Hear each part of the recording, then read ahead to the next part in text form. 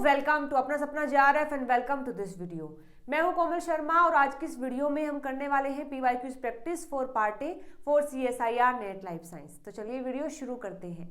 तो आज की वीडियो में हम करने वाले हैं graphical question of part A, यानी पार्ट ए के अंदर जितने भी ग्राफिकल क्वेश्चन हैं उनके बारे में हम देखने वाले हैं कि अगर ऐसे क्वेश्चन आते हैं जो ग्राफ की फॉर्म में दिए होते हैं, कुछ डेटा उनके अंदर होता है, आपको सब देखना होता है और ऑप्शन को रीड करके अपने सही आंसर पर जाना होता है।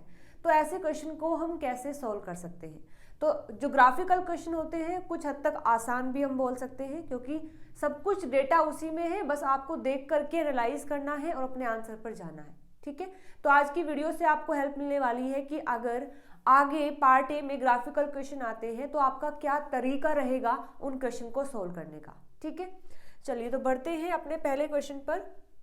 ये है जून 2023 शिफ्ट 1। हम स्टार्ट कर रहे हैं 2023 से, फिर 2022, फिर 21, इस तरीके से हम बढ़ेंगे। तो ये 2023 शिफ्ट 1 का ग्राफिकल क्वेश्चन है और यहाँ पर आपको एक ग्राफ दिया हुआ है। बोला है given graph depict the data of people going to gym and deaths per year in different cities, which of the following can be definitely conclude from the graph. मतलब आपको एक ग्राफ दिया है और इस ग्राफ में बताया है वाई एक्सिस पर यहाँ दिया है आपको डेथ्स पर ईयर, मतलब एक साल में वहां कितने लोगों की मौत होती है, डेथ्स दी है। और एक्स एक्सिस पर आपको दिया है percentage of people going to the gym, मतलब कितने परसेंट पीपल हैं जो कि जिम में जाते हैं, ये आपको दिया हुआ है। और यहाँ कुछ ऑप्शन दिए हैं और पूछा है कि कौन सा ऑप्शन यहाँ पर सही है। तो देखिएगा, यहाँ आपको बताया है कि ये 20% है, 40 है, 60 है, 80 है, 100 है, और यहाँ पर डेथ्स बताई है कि 20 हुई है, 40 हुई है, 60 हुई है, 80 हुई है और 100 हुई है। ऐसे क्वेश्चन को सोल्व करने का एक ये तरीका है कि पहले तो आप ग्राफ देख लेंगे, उसके वाई एक्सिस पर क्या दिया है, एक्स पर क्या दिया है, ये आप समझेंगे। और फिर आपको खुद से ये सोल्व नहीं करना है, ऑप्शन के थ्रू जाना है। देखो, आपको हमेशा ऐसा ही करना होगा ग्राफिकल क्वेश्चन में, आप ऑप्शन के थ्रू अपने ग्राफ को एनालाइज करेंगे। तो यहाँ फर्स्ट दिया है कि जो जिम है makes people fit and improve their health. जो जिम है उसमें जाने की वजह से जो पीपल हैं, जो व्यक्ति हैं, वो फिट हो रहे हैं और उनकी हेल्थ जो है वो इम्प्रूव हो रही है। देखो, हमें पता है ऐसा होता है नेचुरली भी। अगर हम देखते हैं कि अगर कोई बंदा जिम में जाता है, रेगुलर है, एक्सरसाइज करता है, अच्छी डाइट लेता है, तो वो फिट होता है और उसकी जो हेल्थ है वो भी इम्प्रूव होती है। लेकिन अगेन दूसरा तरीका आपको ये याद रखना है यहाँ पर कि आपको खुद से कोई चीज़ें नहीं कंक्लूड करनी है, बस केवल आपको ग्राफ को देखना है। जो स्टेटमेंट दी है क्या वो ग्राफ के साथ मैच हो रही है या नहीं, वो आपको देखना है। ठीक है, तो मैंने आपको यहाँ पर दो बातें बताई हैं। सबसे पहले ग्राफिकल क्वेश्चन में आप खुद से ग्राफ को एनालाइज नहीं करेंगे, बस एक बार देखेंगे कि एक्स एक्सिस पर वाई पर क्या दिया है और फिर आपको ऑप्शन को पढ़ना है और तब अपने ग्राफ को एनालाइज करना है, खुद से नहीं करने बैठना है। ठीक है, ऑप्शन को पढ़ते रहेंगे और देखते रहेंगे। और दूसरी बात यह है कि आपको केवल ऑप्शन और ग्राफ को मैच करना है, खुद से कुछ कंक्लूड नहीं करना है कि ये आंसर हो सकता है या ये नहीं हो सकता है। जो भी ग्राफ में दिया है उसके अकॉर्डिंग आप जाएंगे। ठीक है, तो देखो, हमें पता है कि ऐसा होता है, लेकिन अगर हम ग्राफ में बात करें, हमें वाई पर दिया है डेथ्स कितनी होती है और एक्स पर हमें दिया है कि कितने व्यक्ति जिम में जाते हैं। क्या यहाँ पर कोई भी डेटा ऐसा है जो हमें ये बताता है कि उनकी हेल्थ इंप्रूव हो रही है या नहीं? हमें ऐसा कुछ भी ग्राफ में नहीं बताया गया है, तो हम इस चीज़ को डिनाई कर सकते हैं, हमें इस बारे में नहीं पता। ठीक है, none will die if all go to the gym, यानी कि अगर सारे जिम जाते हैं तो कोई भी डेथ वहां पर नहीं होती है। चलिए देखिए, यहाँ पर लिखा है कि 100% पीपल जो है वो जिम में जाते हैं, तो यहाँ पर डेथ कितनी है, 0 है, तो यानी यहाँ 10 होगा। अब अगर मैं इसको मैच करना चाहूँ तो इस तरीके से ये मैच होगा यहाँ पर। ठीक है, यानी कि कुछ सिटी ऐसी हैं अभी भी जहाँ पर अगर 100% व्यक्ति जिम में जाते हैं तो भी वहाँ पर डेथ होती है, लेकिन इसमें लिखा है कि सब अगर जिम में जाएंगे तो वहाँ कोई डेथ नहीं होगी, तो ये स्टेटमेंट भी हमारा गलत हो जाएगा। थर्ड में लिखा है gym helps people to save their lifes in cities. Again यहाँ पर हमें लाइफ्स के बारे में कुछ नहीं दिया है, बस डेथ बताई है और यहाँ परसेंटेज बताई है, तो ये स्टेटमेंट भी हमारा गलत हो जाएगा।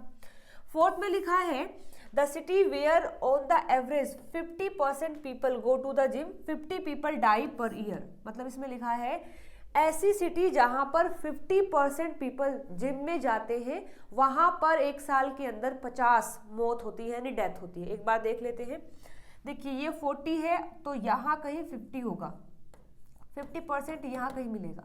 तो अगर मैं इसको मैच करती हूँ अपने ग्राफ से तो देखिए यहाँ 40 है तो यहाँ भी 50 होगा। तो ये बिल्कुल सही आता है कि ऐसी सिटी जहाँ पर 50% व्यक्ति जिम में जाते हैं वहाँ अगर हमने मैच किया है तो उस सिटी में 50 डेथ होती है पर ईयर। तो ये स्टेटमेंट हमारा सही है। ठीक है, तो इस क्वेश्चन के लिए सही आंसर है the 4th option. I hope आपको ये समझ आया होगा। बढ़ते हैं आगे। जून 2023 शिफ्ट 2 का ये क्वेश्चन है। At a polling booth, polling start at 6 AM. Which of the given graph cannot depict the cumulative voting percentage against the time? देखिए ये जो दिया हुआ है आपको क्यूमुलेटिव वोटिंग, कभी कभी क्यूमुलेटिव परसेंटेज आता है, क्यूमुलेटिव फ्रीक्वेंसी आती है। इसका मतलब होता है कि हम चीज़ें जो है 0 से स्टार्ट कर रहे हैं, मतलब एक रेंज में ले रहे हैं लेकिन 0 से स्टार्ट कर रहे हैं। जैसे 0 से 100 तक कितने हैं, ठीक है, फिर 100 से 200 तक कितने हैं, फिर 200 से 300 तक कितने हैं, या फिर ऐसे ले सकते हैं 0 से 10 कितना है, फिर 10 से 20 है, या फिर 0 से 1 ले सकते हैं।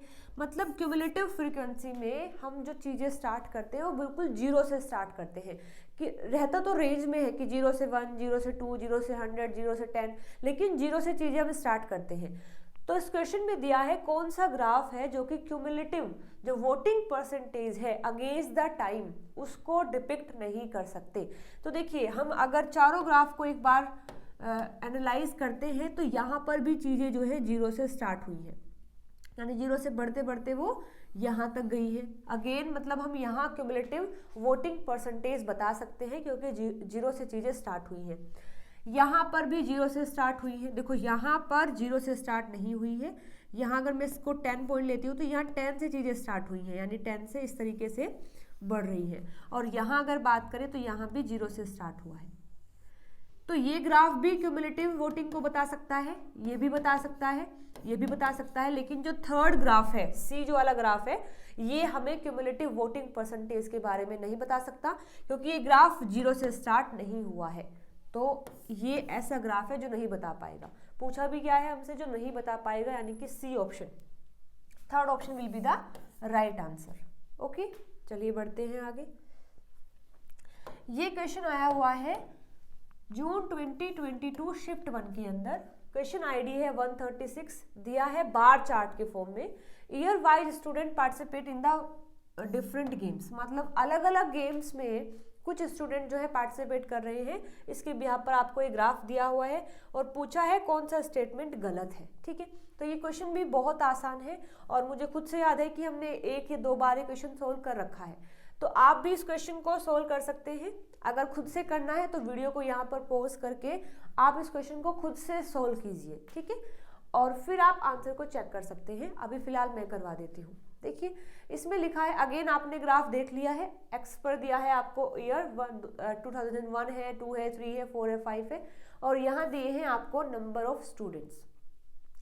अब आपको रीड करना है स्टेटमेंट और फिर ग्राफ को एनालाइज करना है। फर्स्ट में लिखा है इन 2004 athletics was the most popular of these games, यानी 2004 के अंदर सबसे ज़्यादा खेले जाने वाला जो गेम है वो एथलेटिक्स रहे हैं। पॉपुलैरिटी का मतलब क्या है कि वो ज़्यादा खेले गए हैं, ज़्यादा स्टूडेंट्स ने उसमें पार्टिसिपेट किया है। तो देखते हैं 2004 के अंदर जो एथलेटिक्स है उसको ग्रीन कलर से दिखाया हुआ है, तो यानी कि यहाँ से लेकर के यहाँ तक, यानी इतने स्टूडेंट यहाँ से लेकर के यहाँ तक इतने स्टूडेंट ऐसे हैं जिन्होंने 2004 के अंदर एथलेटिक्स को खेला है। इसको एक बार देखते हैं कितना हो जाएगा। अगर इसको मैच करते हैं तो 100 है, यानी कि मैं इसको मान सकती हूँ 120 के लगभग मैं इसको मान सकती हूँ यहाँ। ठीक है, तो 120 से स्टार्ट होकर के कहाँ तक गया है, ये गया है, इसको भी मैं 220 लगा सकती हूँ।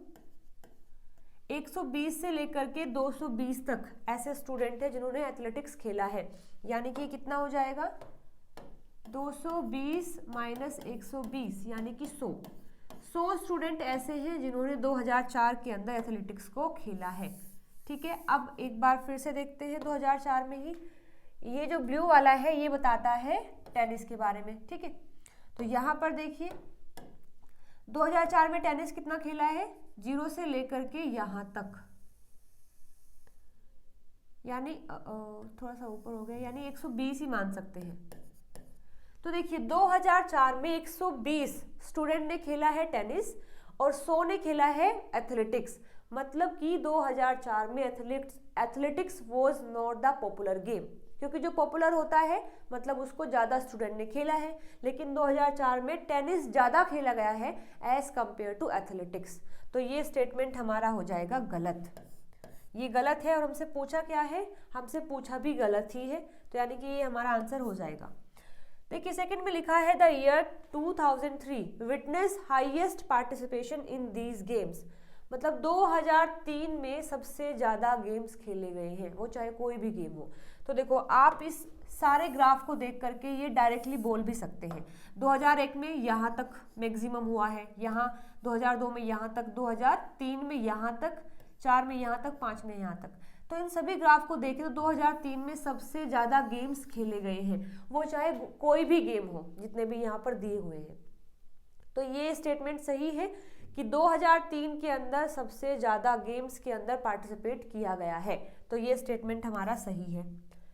थर्ड में लिखा है among all the years the popularity of tennis was the highest in 2005। सभी ईयर्स में अगर बात करते हैं तो 2005 में टेनिस सबसे ज़्यादा खेला गया है। देखिए टेनिस कितना है, यहाँ पर टेनिस है 0 से लेकर के मान लेते हैं 20। तो यानी 2005 में केवल 20 स्टूडेंट ने टेनिस खेला है। लेकिन अगर 2004 की बात करें तो यहाँ पर अभी हमने फाइंड आउट किया था 120 स्टूडेंट ने खेला था। यहाँ पर भी ज़्यादा है, यहाँ पर भी ज़्यादा है, यहाँ पर भी ज़्यादा है। यानी 2005 में सबसे कम स्टूडेंट ने टेनिस खेला है, जबकि हमारे स्टेटमेंट में दिया है कि 2005 के अंदर टेनिस सबसे ज़्यादा खेला गया है। तो ये स्टेटमेंट भी गलत है। अच्छा फोर्थ में लिखा है इन 2003 more student play badminton than cricket and tennis combined. अच्छा इस क्वेश्चन में जो है 2 आंसर दिए गए हैं।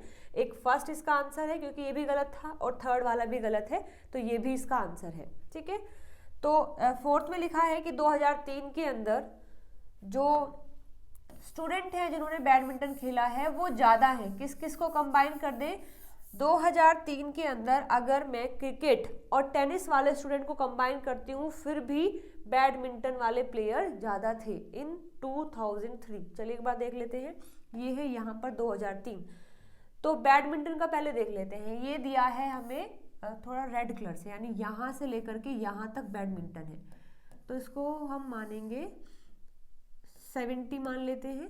और यहाँ ये कितना है, लगभग 220, यानी 70 से लेकर के 220 स्टूडेंट तक नंबर की अगर बात करें, इतना बैडमिंटन खेला गया है। इसको अगर हम कैलकुलेट करेंगे तो 220 माइनस 70 कितना हुआ,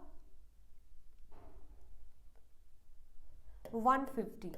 यानी 150 स्टूडेंट ऐसे हैं जिन्होंने बैडमिंटन खेला है 2003 के अंदर। ठीक है, अब हमें देखना है क्रिकेट एंड टेनिस। ठीक है, देखिए टेनिस देख लेते हैं पहले। 2003 में जो टेनिस है वो कितना खेला गया है, 0 से लेकर के 70 तक, यानी कि 70 तो है टेनिस के, लिख लेते हैं यहाँ पर। 2003 में टेनिस खेला गया है 70 स्टूडेंट के द्वारा। और कौन सा देखना है हमें, क्रिकेट देखना है। क्रिकेट दिया है हमें पर्पल कलर में, यानी कि यहाँ है क्रिकेट।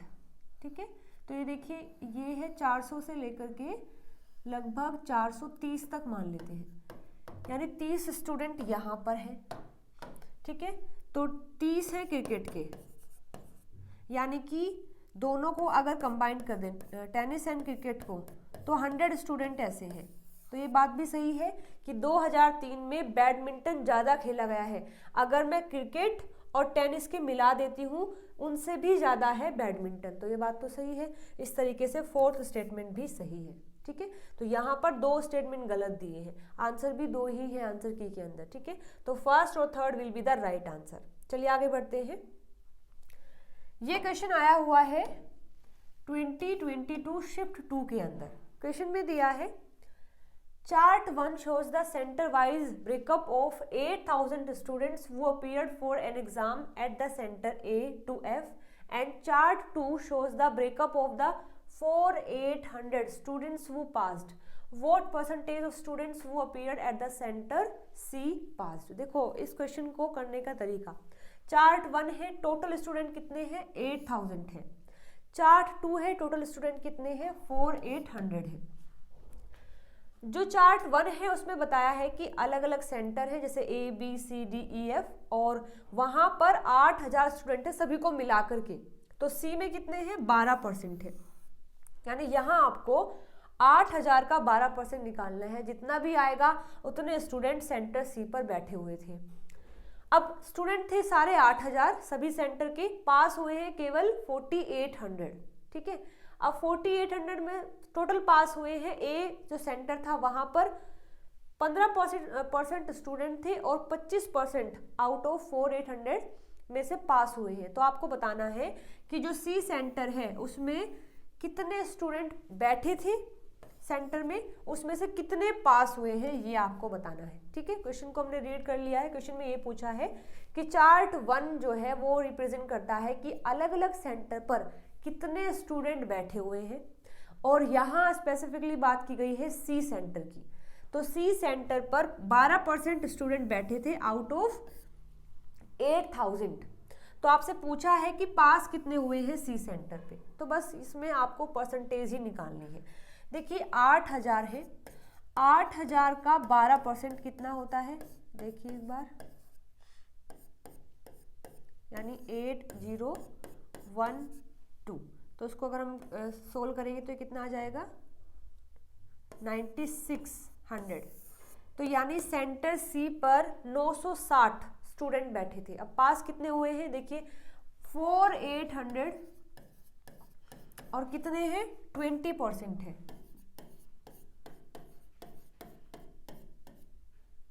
ठीक है। तो कितना बचा है 480 मल्टीप्लाई 2, अगर करते हैं सोल्व तो देखिए 960, मतलब कि सेंटर सी पर 960 स्टूडेंट बैठे थे और 960 ही पास हो गए हैं, यानी रिजल्ट कैसा रहा है 100% रिजल्ट रहा है, ठीक है। तो देखो लिखा है what percentage of student who appeared at the centre C passed, मतलब ऐसे स्टूडेंट का परसेंटेज बताओ जो सेंटर सी पर बैठे हुए थे और वो पास हो गए हैं, तो वो कितने हैं 100%, यानी कि fourth option will be the right answer, ठीक है। चलिए आगे बढ़ते हैं अपने क्वेश्चन पर। जून 2021 शिफ्ट 1 का ये क्वेश्चन है, अभी हमने हाल में ही ये क्वेश्चन सोल्व किया था। अगर आपने वो वीडियो देखी है तो इस क्वेश्चन को भी आप सोल्व कर सकते हैं। अच्छा होता क्या है कि पार्ट ए में आप एक बार अगर क्वेश्चन सोल्व कर लेते हैं तो ऐसा नहीं कि वो क्वेश्चन आपको आ गया है। हमें पता है पार्ट ए थोड़ा सा मैथमेटिक्स वाला पार्ट है, और मैथ कब आता है जब हम बार बार चीज़ों को प्रैक्टिस करते हैं। तो ऐसा नहीं है कि अगर आपने पार्ट ए के सारे क्वेश्चन एक बार सोल्व कर लिए हैं तो वो आपको आ गए हैं। ज़रूरत है कि आप उनको फिर से एक बार क्वेश्चन को देखो और खुद से एनालाइज करो, खुद से सोल्व करो, और देखो अगर आपसे वो सोल्व होता है तो हाँ मतलब आपकी इसमें बढ़िया तैयारी है, आप क्वेश्चन को सोल्व कर पाएंगे, ठीक है। तो आप यहाँ इस चीज़ को आजमा कर देख सकते हैं। ये क्वेश्चन आपने पहले अगर सोल्व किया है तो अब आप इस वीडियो को पॉज कीजिए, इस क्वेश्चन को खुद से सोल्व करने की कोशिश कीजिए। हो जाता है तो सही बात है, अगर नहीं होता है तो आप इसकी जो एक्सप्लेनेशन है वो देख सकते हैं और क्वेश्चन को फिर से एक बार ट्राई कर सकते हैं कि ये क्वेश्चन कैसे सोल्व होगा, ठीक है। चलिए तो देखिए क्वेश्चन में लिखा है the graph shows cumulative frequencies percentage of research scholars and the number of paper published by them, which of the following statement is true। जो भी क्वेश्चन परसेंटेज के आते हैं वो आपको डायरेक्ट सोल्व नहीं करने हैं। मैं फिर से रिपीट कर देती हूँ, जो क्वेश्चन परसेंटेज की फॉर्म में आते हैं वो क्वेश्चन आपको डायरेक्ट सोल्व नहीं करने हैं, वो माइनस करके सोल्व होते हैं। देखिए कैसे, फर्स्ट में लिखा है majority of the scholar publish more than 4 paper. इसमें लिखा है कि मेजोरिटी में ऐसे स्टूडेंट हैं, ऐसे स्कॉलर हैं जिन्होंने 4 से ज़्यादा पेपर को पब्लिश किया है। तो देखिए यहाँ पर तो दिया है नंबर ऑफ पेपर जो पब्लिश हुए हैं, और यहाँ दिया है क्यूमुलेटिव फ्रीक्वेंसीज परसेंटेज, यानी कि कितने रिसर्च स्कॉलर्स ने ये पेपर को पब्लिश किया है। ठीक है, तो देखो यहाँ पर अगर मैं बात करती हूँ तो 20 जो है यहाँ पर दिया है, इसको मान लेते हैं 1। ठीक है, और इस तरीके से हम मैच करते जाएंगे और अपने आंसर पर पहुंच जाएंगे। ठीक है, तो लिखा है कि मेजॉरिटी ऐसे स्कॉलर हैं जिन्होंने 4 से ज़्यादा पेपर को पब्लिश किया है। देखिए 4 कहाँ पर है, 4 कहाँ पर दिया हुआ है, 4 है यहाँ। ठीक है, इसको जब हम मैच करते हैं तो ये आएगा 60%, यानी 60% ऐसे स्टूडेंट हैं जिन्होंने 4 पेपर पब्लिश किए हैं। लेकिन हमसे पूछा है more than 4 papers, more than 4 papers. तो यहाँ तक जितना भी ये ग्राफ आया है, ये सब क्या बताता है कि 60% स्टूडेंट ने 4 पेपर पब्लिश किए हैं। लेकिन मोर देन अगर 4 की बात हुई है तो टोटल कितना है, टोटल है 100%। 100% में से 60% ऐसे हैं जिन्होंने 4 पेपर को पब्लिश किया है, मतलब कम से कम 4 है उनकी, मतलब मैक्सिमम 4 है। तो 100% में से 60% ऐसे हैं जिन्होंने मैक्सिमम 4 पेपर पब्लिश किए हैं। लेकिन यहाँ पर क्या पूछा है, मोर देन 4, तो इनमें माइनस करेंगे तो आएगा 40%, यानी केवल 40% ही ऐसे स्कॉलर हैं जिन्होंने 4 से ज़्यादा पेपर पब्लिश किए हैं। तो देखो परसेंटेज के जो क्वेश्चन होते हैं वो इस तरीके से माइनस करके आप निकालेंगे। ठीक है, तो अब अगर मैं बात करती हूँ 100 में से केवल 40% ऐसे स्टूडेंट हैं जिन्होंने 4 से ज़्यादा पेपर को पब्लिश किया है, तो क्या ये मेजोरिटी में आएगा? बिल्कुल नहीं आएगा, तो ये हमारा गलत हो जाएगा। ठीक है, 60% of the scholar publish at least 2 paper, 60% ऐसे हैं जिन्होंने 2 से ज़्यादा पेपर को पब्लिश किया है। तो देखो यहाँ पर भी हम किस तरीके से सोल्व करेंगे इसको। पहले हम आएंगे 2% पर। तो देखिए 2% यहाँ कितना दिया है, 60% और 2 पेपर, तो 2 पेपर यहाँ है और 60%, मतलब कि 60% ऐसे स्कॉलर हैं। अच्छा देखो 2 है यहाँ और ये है 40, यानी कि 40% ऐसे स्टूडेंट हैं जिन्होंने 2 पेपर को पब्लिश किया है। ठीक है, 40% ऐसे हैं जिन्होंने मैक्सिमम 2 पेपर पब्लिश किए, यानी 1 भी कर सकते हैं 2 भी कर सकते हैं, ऐसे 40% हैं। अब हमें निकालना है जिसने 2 से ज़्यादा किया है, तो टोटल कितना है, 100% है। हाईएस्ट कितना है, 100% है। 100% में से 40% ऐसे हैं जिन्होंने मैक्सिमम 2 पेपर पब्लिश किए हैं, तो 2 से ज़्यादा कितने होंगे, माइनस करेंगे, दैट विल बी 60%।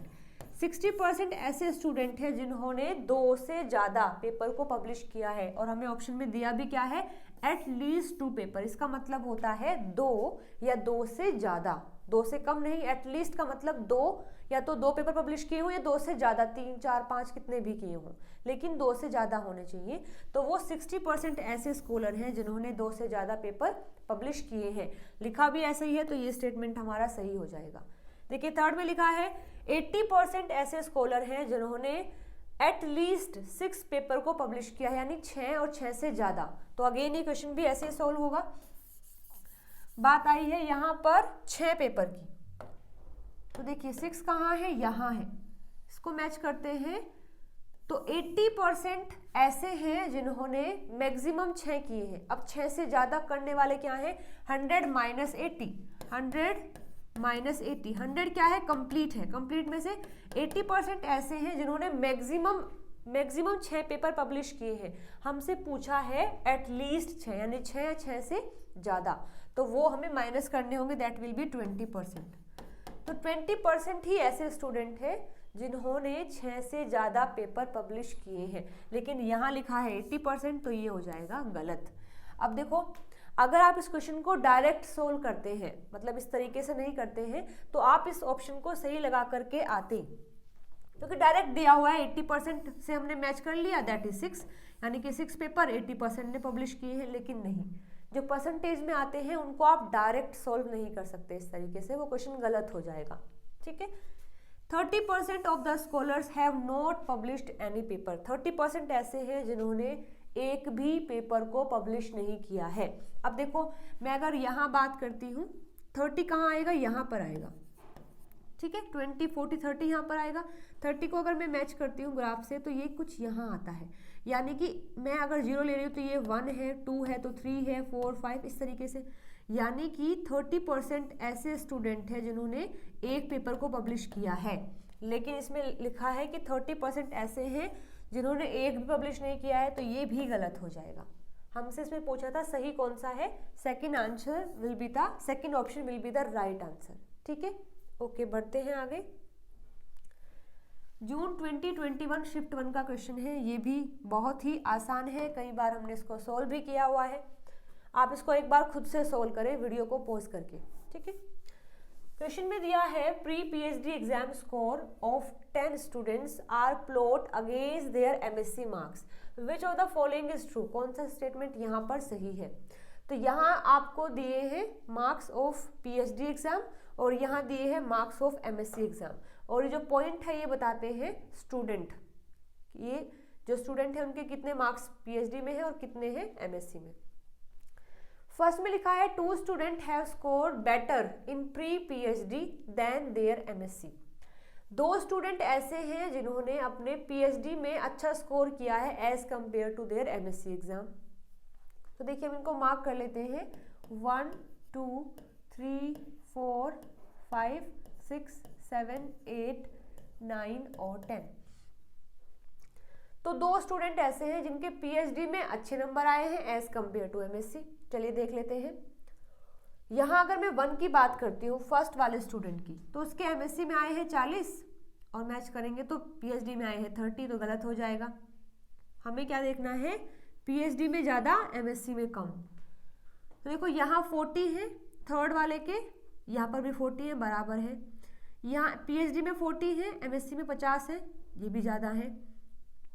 सेकंड की बात करें तो इसमें 30 है और इसमें 50 है, तो ये भी हमारे ऑप्शन के अकॉर्डिंग नहीं है। सिक्स्थ की अगर बात करें तो उसके पीएचडी में 50 है और एमएससी में 60 है, यहाँ भी एमएससी में ज़्यादा है। सेवन्थ की बात करें तो उसके पीएचडी में 50 है और एमएससी में कितने हैं, 70 है, यहाँ पर भी एमएससी में ही ज़्यादा है। एट्थ वाले की बात करें तो उसके पीएचडी में 50 है और एमएससी में 80 है, तो यहाँ पर भी एमएससी वाले ज़्यादा हैं। यहाँ अगर बात करें तो 70 है, नाइन्थ वाले के 70 है पीएचडी में और 70 ही है एमएससी में, तो बराबर हो गए हैं। 10th वाले की बात करें तो उसके पीएचडी में कितने हैं, 70 हैं और एमएससी में 90 है, तो यहाँ पर भी ज़्यादा है। 6th वाले की अगर बात करें, देखिए इसके पीएचडी में 50 है और एमएससी में 60 है, मतलब एक भी ऐसा स्टूडेंट नहीं है जिसके पीएचडी में अच्छे मार्क्स हो एज कंपेयर टू एमएससी, ठीक है। तो ये स्टेटमेंट हमारा सही हो जाएगा, 2 स्टूडेंट ऐसे नहीं है। सेकंड की बात करते हैं, ऑल दो स्टूडेंट वो score 50 in PhD score more marks in their MSc. मतलब ये कह रहा है कि जिसके पीएचडी में 50 नंबर है उसके एमएससी में ज़्यादा मार्क्स हैं। ऑल दो स्टूडेंट वो score 50 in pre PhD score more marks in their MSc. तो एक बार 50 वाले देखते हैं। देखो 50 वाले यहाँ पर हैं, 5, 6, 7, 8 ऐसे स्टूडेंट हैं जो जिनके पीएचडी में 50 नंबर आए हैं, तो मतलब उनके एमएससी में भी ज़्यादा आने चाहिए। तो देखो यहाँ अगर मैं 5th वाले की बात करती हूँ तो उसके एमएससी में केवल 40 है। 6th वाले की बात करें तो उसके पीएचडी में 50 है, एमएससी में 60 है। 7th के 50 है तो यहाँ 70 है, इसके 50 है तो यहाँ 80 है। चलो मान लेते हैं 6, 7, 8 जो स्टूडेंट हैं उनके पीएचडी में 50 है तो एमएससी में भी अच्छे मार्क्स है, 60, 70, 80। लेकिन जो 5th वाला स्टूडेंट है उसके पीएचडी में तो 50 है लेकिन एमएससी में केवल 40 है, तो ये स्टेटमेंट भी हमारा गलत हो जाएगा। थर्ड में लिखा है 2 student score the same marks in their pre PhD and MSc exam. 2 student ऐसे हैं जिनके पीएचडी में और एमएससी में सेम मार्क्स आए हैं। तो एक बार देखिए, जो थर्ड वाला है उसके पीएचडी में कितने हैं, 40 हैं और उसके एमएससी में भी कितने हैं, 40 है, तो ठीक है। तो थर्ड वाला स्टूडेंट ऐसा हो गया है। एक है 9th वाला, उसके पीएचडी में भी कितने हैं, 70 है और उसके एमएससी में भी कितने हैं, 70 है, यानी कि 9th। तो 2 स्टूडेंट ऐसे हैं जिनके बराबर मार्क्स आए हैं पीएचडी में और एमएससी में, तो ये स्टेटमेंट हमारा सही हो जाएगा। फोर्थ में लिखा है the student who score maximum in MSc is the only student to get maximum in PhD. ये कह रहे हैं कि वो स्टूडेंट जिनके एमएससी में अच्छे मार्क्स आए हैं केवल उन्हीं के पीएचडी में अच्छे आए हैं। तो देखिए अगर मैं बात करती हूँ 9th वाले स्टूडेंट की, उसके एमएससी में कितने हैं 70 है, तो पीएचडी में भी कितने हैं 70 है। यहीं पर अगर मैं बात करती हूँ 10th वाले स्टूडेंट की, तो उसके आए हैं पीएचडी में कितने हैं, उसके 70 है, लेकिन एमएससी में कितने हैं 90 है। तो ये स्टेटमेंट गलत हो जाएगा कि एमएससी में कितने हैं 90 हैं, लेकिन फिर भी पीएचडी में कितने हैं 70 हैं। हालांकि इसके देखिए एमएससी में कितने हैं 70 है, उसके भी यहाँ 70 है, तो ये भी स्टेटमेंट हमारा गलत हो जाएगा। ठीक है, तो इस क्वेश्चन के लिए सही आंसर है द थर्ड ऑप्शन। चलिए आगे बढ़ते हैं। जून 2021 शिफ्ट 2 का क्वेश्चन है। क्वेश्चन में आपको दिया हुआ है wheat production of a country over a number of years is shown in the graph, which year recorded the highest percent reduction in the production over the previous year। यहाँ पर आपको 5 साल के बारे में बताया है कि इतना जो वीट है मतलब गेहूं है उसका प्रोडक्शन हुआ है। आपसे पूछा है कि कौन से ईयर में सबसे कम प्रोडक्शन हुआ है as compare to the previous year. ठीक है, एक बार इसको सोल्व करने का तरीका देखिए कैसे है। यहाँ पर 2000 में 50 मेट्रिक टन का प्रोडक्शन हुआ है, 2001 में 45, यहाँ 45 तो यहाँ 40, यहाँ 35, यहाँ 30। देखने में लगता है कि 5-5 का डिफरेंस आया है, लेकिन देखो ऐसा नहीं है। सोल्व करने का तरीका क्या है, हम यहाँ 50 से कहाँ पर गए हैं 45 पर गए हैं। हम 50 से 45 पर गए हैं और परसेंट में यहाँ चीज़ें आपसे पूछी हैं तो किस तरीके से हो जाएगा। देखो 2001 के अंदर कितना रिडक्शन हुआ है 2000 से। 2000 में जब हम 2001 में आए तो कितना रिडक्शन हुआ है 50 से 45 पर गए हैं, यानी कि 50 माइनस 45 और टोटल कितना था 50 था अपॉन में 100। तो इट विल बी हम यहाँ 5 अपॉन 50 अपॉन मल्टीप्लाई में 100 यानी कि 10%। तो जब हम 2000 से 2001 में गए हैं तो 10% का रिडक्शन हुआ है, फॉल ऑफ हुआ है। ठीक है, ऐसे ही आप निकाल सकते हैं 2002 के लिए। 2002 की अगर बात करते हैं तो ये 45 से गया है 40 पर। ठीक है, इसको जब आप सोल्व करेंगे तो that will be 5 upon 45 multiply में 100। इसको आप जब डिवाइड करेंगे 1 अपॉन 9 मल्टीप्लाई में 100, सो दैट विल बी 11%। ठीक है, तो आप जब ऐसे ही सभी को सोल्व करेंगे तो ये आएगा कि यहाँ 10% का रिडक्शन हुआ है। जब यहाँ से यहाँ गए हैं तो 11% का रिडक्शन होता है। जब यहाँ से यहाँ जाते हैं तो 12% का रिडक्शन हुआ है। जब यहाँ से यहाँ आए हैं तो 13% का रिडक्शन हुआ है। ठीक है, तो सबसे जो ज़्यादा रिडक्शन हमें देखने को मिला है वो कहाँ पर है 2004 में है। ठीक है, क्योंकि यहाँ पर देखिए 13% का रिडक्शन हुआ है, यहाँ पर केवल 12 का हुआ है, यहाँ पर 11 का हुआ है, यहाँ पर 10 का। तो सबसे ज़्यादा रिडक्शन हमें कब देखने को मिला है जब हम 2003 से 2004 पर गए हैं, वहाँ 13% का रिडक्शन हुआ है वीट के प्रोडक्शन में। तो ये हमारा आंसर हो जाएगा, दैट इज 2004। आई होप ये क्वेश्चन समझ आया होगा। आपको ये सबका निकाल के देखना है, मैंने आपको बता दिया निकालना कैसे है। जहां से आप जा रहे हैं, जहां गए हैं, जैसे 50 से 45 पर तो 50 माइनस 45 अपॉन 50 मल्टीप्लाई में 100। ठीक है, इस तरीके से आप परसेंटेज निकाल सकते हैं। चलिए आगे बढ़ते हैं। जून 2021 शिफ्ट 2 का ये क्वेश्चन है। ओके, तो इस क्वेश्चन में देखिए क्या दिया हुआ है।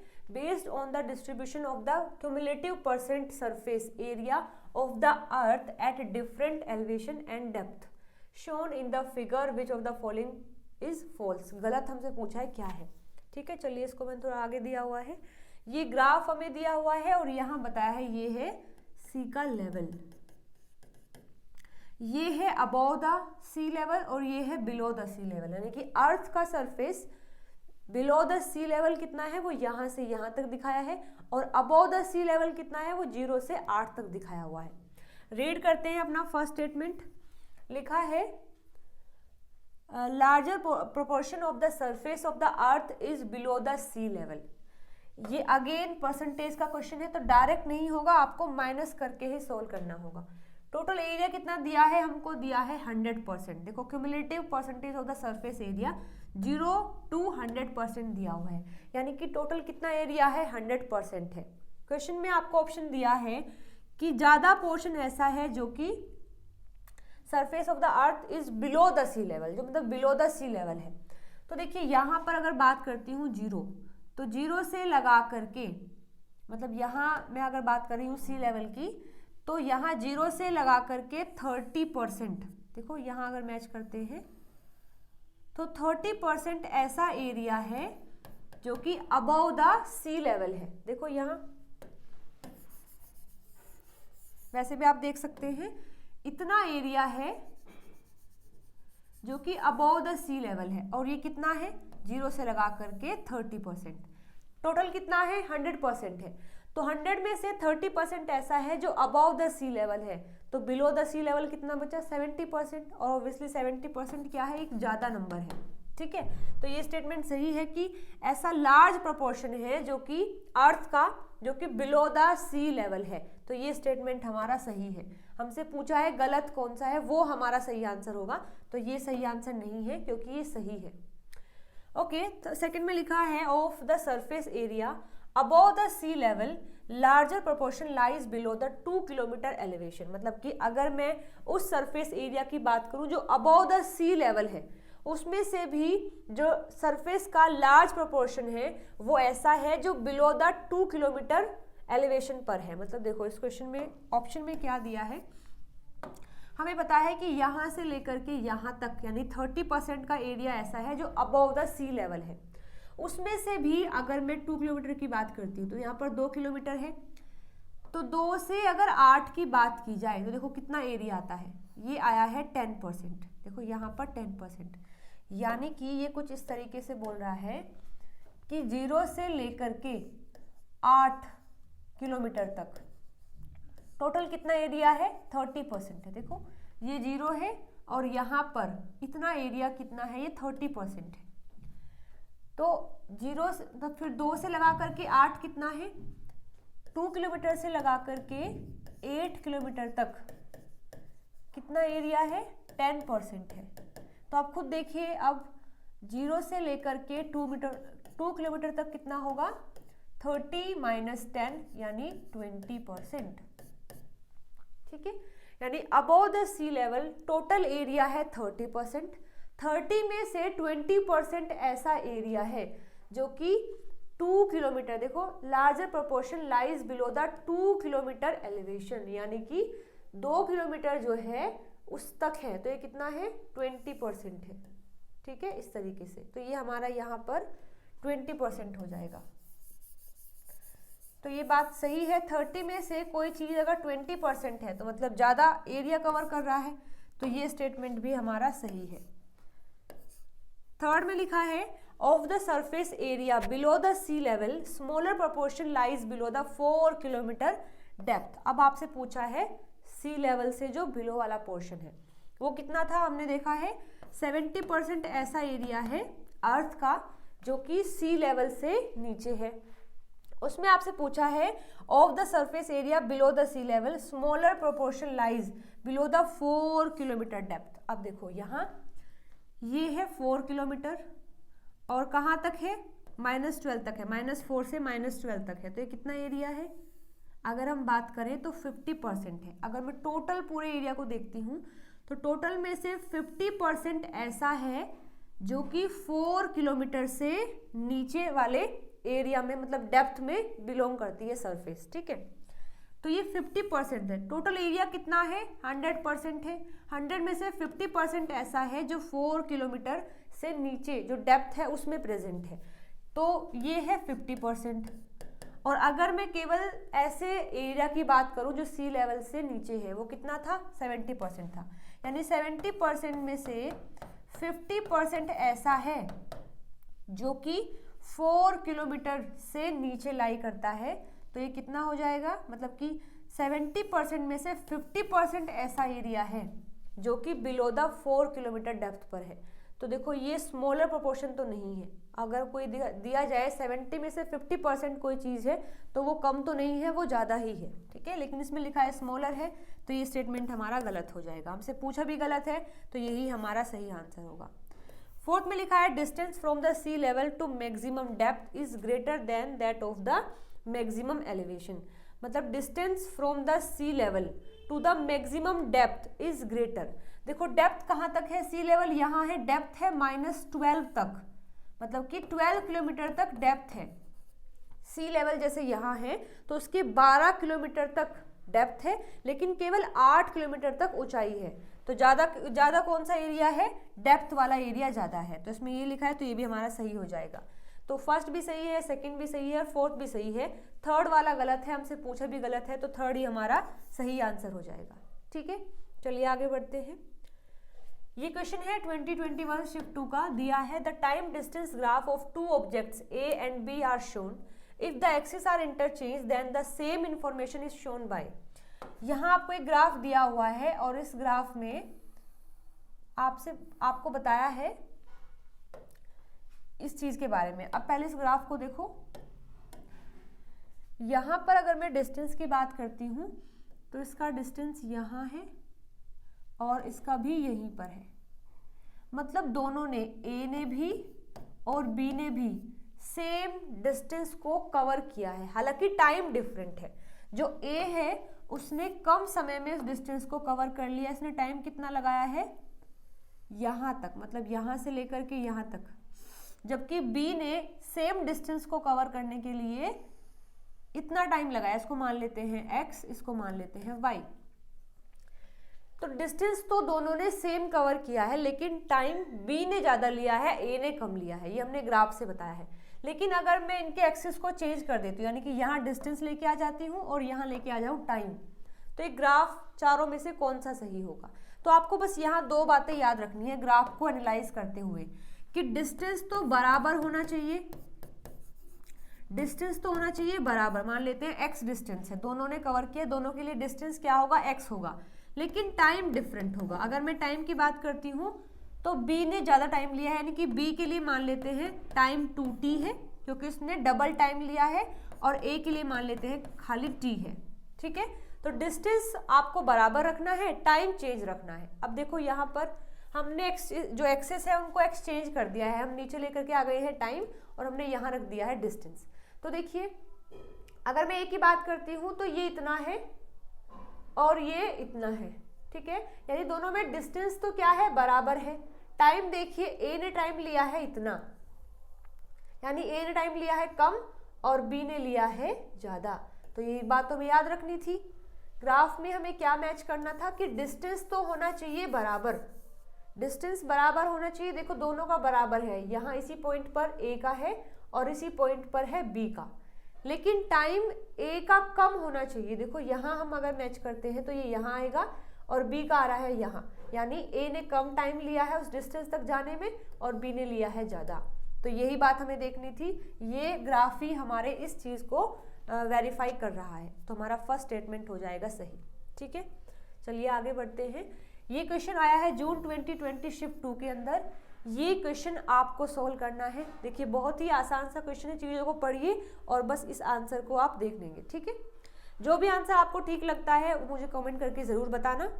आज के जो क्वेश्चन थे वो हमने सोल्व कर लिए हैं। कोई क्वेश्चन आपको अगर नहीं समझ आया है तो आप कमेंट करके मुझसे पूछ सकते हैं। चलिए मिलते हैं अगली वीडियो में नए क्वेश्चन के साथ में। Till then bye bye, take care.